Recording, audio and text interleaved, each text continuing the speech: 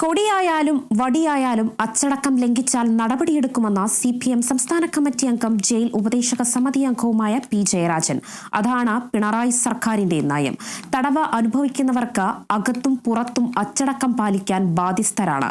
Intelligence റിപ്പോർട്ടിന്റെ അടിസ്ഥാനത്തിലാണ് സർക്കാർ നടപടി എടുത്തത്. മാധ്യമ വാർത്തകളുടെ അടിസ്ഥാനത്തിലല്ല. TK രജീഷിന്റെ പരോൾ അനുവദിച്ചത് നിയമാനുസൃതമാണെന്നും P. ജയരാജൻ കണ്ണൂരിൽ പറഞ്ഞു.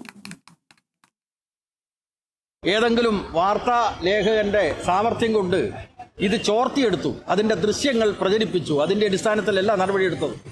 സർക്കാരിൻ്റെ ഇന്റലിജൻസ് റിപ്പോർട്ടിനെ അടിസ്ഥാനപ്പെടുത്തി കൃത്യമായ തെളിവുകൾ വന്നപ്പോൾ കൊടിയായാലും വടിയായാലും നടപടിയെടുക്കും എന്നതിൻ്റെ തെളിവാണ് ഈ പരോൾ റദ്ദാക്കലും പോലീസുകാർക്കെതിരായിട്ടുള്ള സസ്പെൻഷനും. എന്ന് മാത്രമല്ല, ഈ പറഞ്ഞ വ്യക്തിക്ക് പരോൾ നിഷേധിക്കുകയും ചെയ്യും. ഇനി പരോളില്ല, അച്ചടക്കം ലംഘിച്ചാൽ നടപടി. അതാണ് പിണറായി സർക്കാരിൻ്റെ പ്രത്യേകത. പോലീസിൻ്റെ ഇന്റലിജൻസ് റിപ്പോർട്ടിനെ അടിസ്ഥാനപ്പെടുത്തിയിട്ടാണ് 3 പോലീസുകാരെ സസ്പെൻഡ് ചെയ്തിട്ടുള്ളത്. മറ്റല്ലാതെ വേറെ ആരും പരാതി കൊടുത്തിട്ടൊന്നുമല്ല. ശിക്ഷിക്കപ്പെട്ട പ്രതികൾക്ക് പരോൾ കൊടുക്കുന്നതിന് വ്യവസ്ഥയുണ്ട്. 2 വർഷം കഴിഞ്ഞാലാണ് ജീവപര്യന്തം തടവ് ശിക്ഷക്കാരെ സംബന്ധിച്ച് പരോൾ അനുവദിക്കാറ്. എന്നാൽ അവരുടെ ബന്ധുക്കൾ അത്യാസന്ന നിലയിൽ കിടക്കുന്ന അവസരത്തിൽ 2 വർഷത്തിനിടയിലും പരോൾ കൊടുക്കും.